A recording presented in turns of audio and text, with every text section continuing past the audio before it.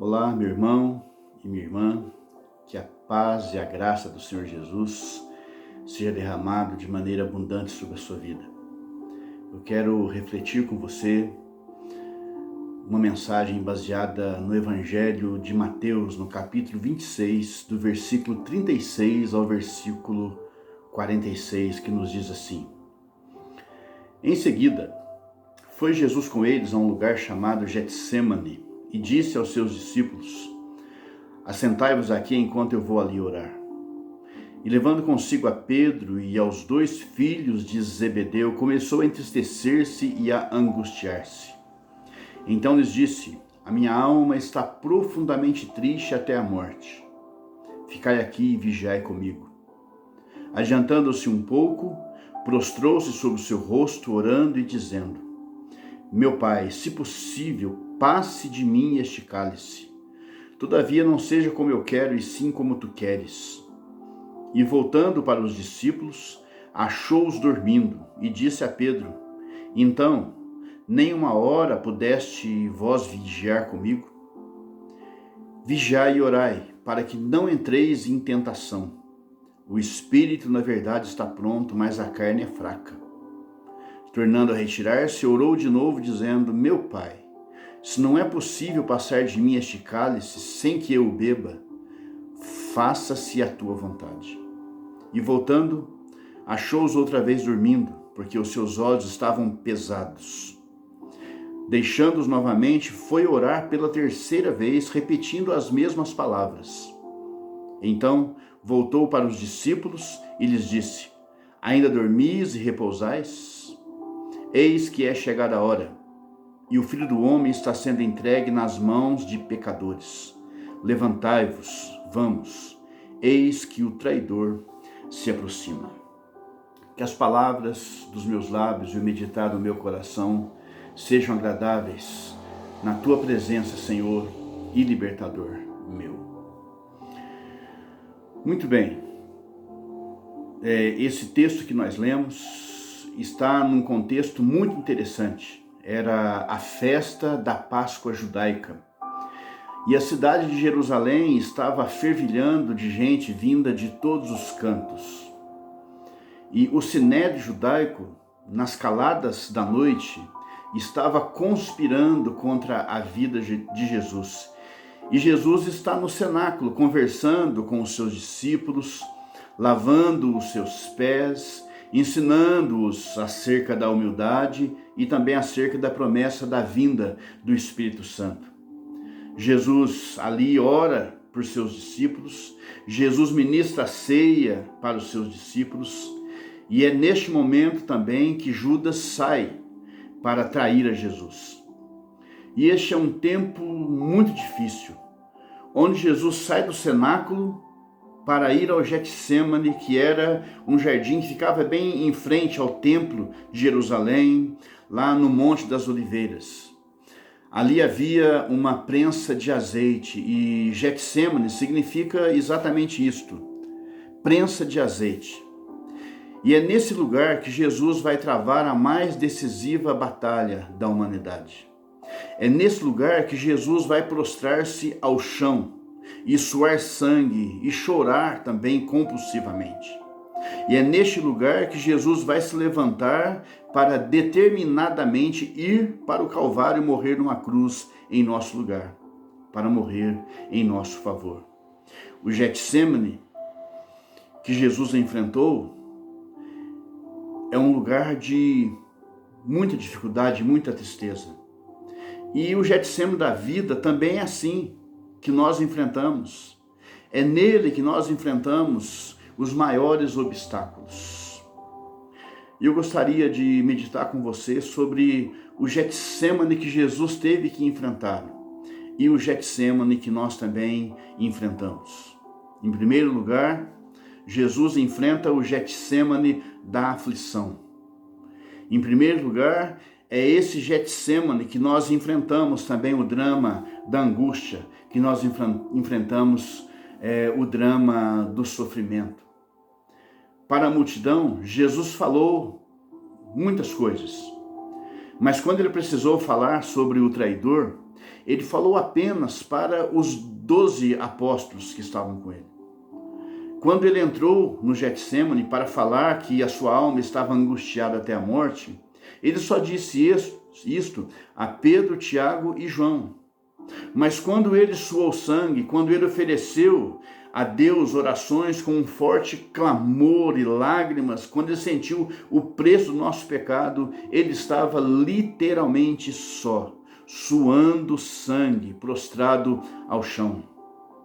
Na vida, nós passaremos também pelo Getsêmani da aflição, passaremos também pelo Getsêmani da angústia. Haverá circunstâncias que teremos ao nosso lado amigos. Outras circunstâncias teremos poucos e achegados amigos. Mas na hora da nossa dor mais profunda, das nossas lágrimas, do sangue esvaindo-se de nós, quando estivermos prostrados, esta é a hora em que nós beberemos do cálice sozinho. Ali estaremos enfrentando o drama das angústias mais profundas, mais terríveis da nossa vida. E é importante perguntar o porquê de Jesus estar tão triste. Por que a sua alma está aflita? Certamente, meus queridos, não foi porque o sinédrio, nas caladas da noite, tramava contra a sua vida. Jesus não está triste apenas porque, covardemente, Judas o traiu por algumas moedas de prata. A tristeza de Jesus não é decorrente do fato de que Pedro haveria de negá-lo naquela mesma noite. A tristeza de Jesus não está no fato de que os judeus, por inveja, o entregariam a Pôncio Pilatos, que por sua vez entregaria Jesus à cruz. A tristeza de Jesus não consiste no fato de saber que ele vai ser cuspido, que vai ser torturado, que vão enterrar na sua cabeça uma coroa de espinhos. A tristeza de Jesus não está no fato de ser entregue nas mãos dos pecadores, para ser preso numa cruz, diante de uma dor tão horrível. A angústia de Jesus está no fato de saber que ele se faria pecado por nós. Ele que é santo, haveria de se fazer maldição por mim e por você. Jesus haveria de beber o cálice da ira de Deus por nossa causa. Ele seria abandonado pelo próprio Pai, naquela cruz maldita, para se fazer pecado e maldição por nós e morrer a nossa morte, para nos dar a vida eterna. Jesus passou por esse Getsêmani de sofrimento, de angústia. Na vida, nós também enfrentamos o Getsêmani da dor, da aflição e da tristeza. Não estamos imunes ao sofrimento. Nós também passamos por esse Getsêmani de sofrimento. Talvez muitos de nós agora estejamos vivendo este momento, esse Getsêmani de angústia, de aflição e de dor. Mas em segundo lugar, Jesus também enfrentou o Getsêmani da solidão. E nós também enfrentamos o Getsêmani da solidão. Jesus Cristo foi acompanhado sempre por uma vasta multidão. Mas quando ele precisou conversar sobre o traidor, foi lá no cenáculo, ele disse essas palavras apenas aos seus 12 discípulos que estão com ele.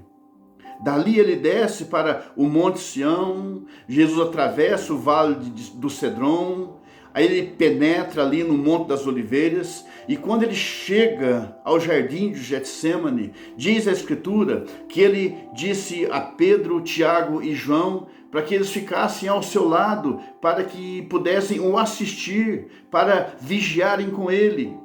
E somente para esses três mais íntimos que Jesus disse: a minha alma está profundamente triste, angustiada até a morte.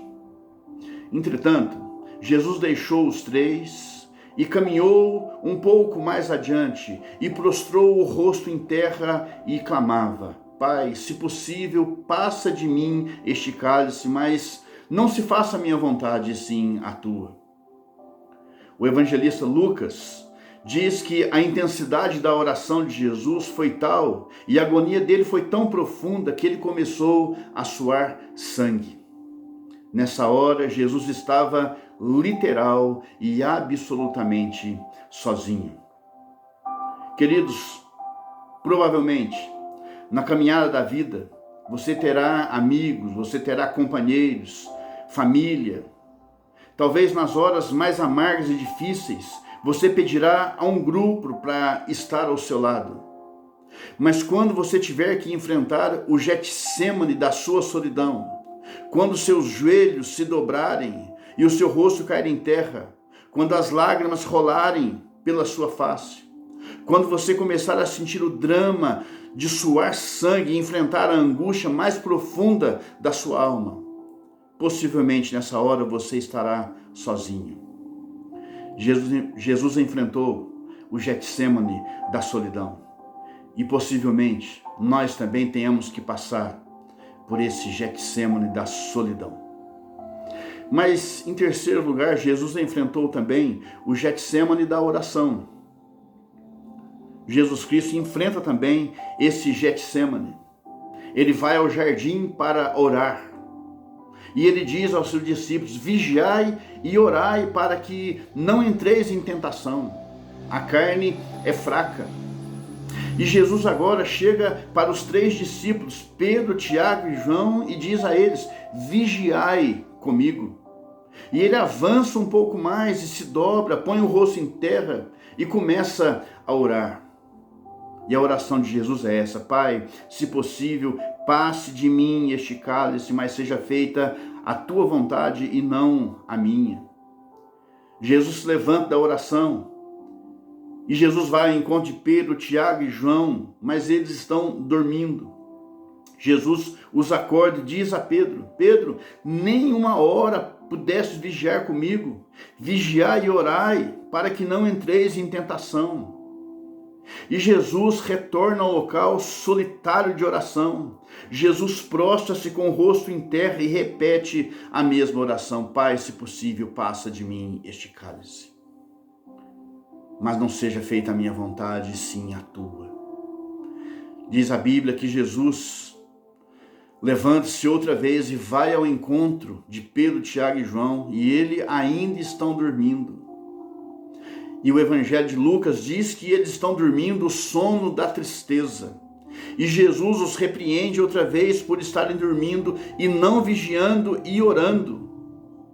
E retorna outra vez. E Lucas nos informa que Jesus ora pela terceira vez, não apenas repetindo as mesmas palavras, mas com muito mais intensidade, com mais fervor. E aí que Hebreus nos informa que Jesus ora com um forte clamor e lágrimas. Possivelmente, as lágrimas banharam a sua face, molharam o chão, e esse é o momento que Lucas informa que o suor de Jesus começa a se transformar em gotas de sangue caindo ao chão. Mas ele se levanta dessa oração vitorioso. Jesus se levanta fortalecido e vai acordar os seus discípulos: ainda dormis e repousais? Levantemo-nos, porque o traidor se aproxima. Depois da oração, Jesus está fortalecido para enfrentar os seus inimigos. Quando a turma chega, aquela turma que está acompanhando Judas Iscariotes, Jesus pergunta: a quem buscais? E eles responderam: a Jesus o Nazareno. E Jesus diz: sou eu. E diz a Bíblia que eles caíram por terra, eles se ergueram outra vez, e Jesus diz novamente: a quem buscais? E eles responderam: a Jesus o Nazareno. Jesus diz: sou eu. Então deixem estes outros irem. Jesus se levanta não para fugir. Jesus se levanta para enfrentar os seus inimigos. Jesus sabia que havia chegado a sua hora, que aquela hora traçada na eternidade, aquela hora apontada pelo relógio do céu tinha chegado. E Jesus haveria de ser entregue nas mãos dos pecadores para morrer numa cruz em nosso lugar, em nosso favor, para nos dar perdão, redenção e vida eterna. Diante da aflição, diante da solidão, Jesus passa também pelo Getsêmani da oração. Nós também enfrentamos momentos difíceis, momentos que passamos sozinhos, mas como Jesus passa pelo Getsêmani da oração, nós também temos este recurso. Passarmos nos momentos difíceis pela oração. E nós temos uma quarta lição nos ensinada por este texto. Jesus passa também pelo Getsêmani do consolo. Getsêmani do consolo. Enquanto Jesus agonizava em oração no Getsêmani, sem a presença de seus discípulos, sem a vigilância de Pedro, Tiago e João, diz a Escritura que diante do drama daquela cena, o inimigo se aproximando com as suas espadas, Pedro saca a sua espada e Jesus disse: guarda a tua espada, Pedro. Se eu precisasse, eu mandaria vir dos céus 12 legiões de anjos. 12 legiões de anjos são 72 mil anjos. Um anjo apenas poderia tranquilamente vencer um exército. E Jesus diz que se ele quisesse, ele poderia, e Deus enviaria 12 legiões de anjos, 72 mil anjos. Jesus não precisava desse exército angelical para lutar por ele, pois exatamente para esta hora é que ele havia vindo ao mundo. Mas interessante é que a Bíblia diz que Jesus recebeu, que Deus, aliás, enviou um anjo para consolar Jesus. Naquele momento, um anjo foi enviado para o consolo de Jesus. Nos Getsêmanes da vida, no vale escuro da caminhada, quando você sentir a dor apertando o seu peito, quando você perceber que as pessoas mais próximas vão estar longe de você ou perto, mas indiferentes à sua dor, nessa hora virá do céu um consolo angelical, virá do céu um consolo extraordinário, porque Deus é um Deus que nos consola na hora da nossa angústia. Ele é o Deus e Pai de toda consolação, conforme nos ensina as Escrituras. Deus não nos poupa dos problemas. Deus não nos poupa das aflições, mas Deus nos consola nas aflições.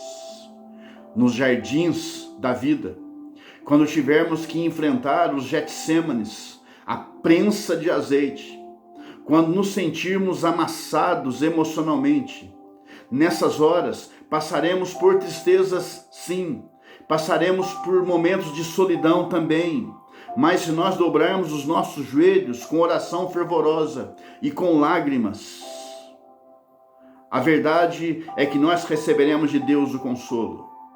Receberemos de Deus o refrigério e o bálsamo da sua doce presença. O nosso Deus é o Deus e Pai de toda consolação. É o Deus que enxuga as nossas lágrimas. É o Deus que nos apanha no colo. É o Deus que nos carrega nos braços. É o Deus que sustenta a nossa vida. Transforma vales em mananciais. Transforma noites escuras em manhãs radiosas, iluminadas.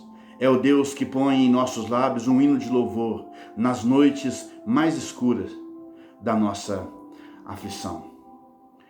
Deus conhece o meu coração e conhece o seu coração também. Que Deus derrame sobre a sua vida suas bênçãos.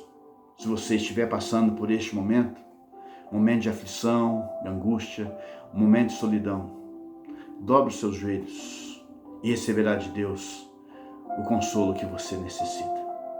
Deus abençoe poderosamente a sua vida. No nome de Jesus. Amém e amém.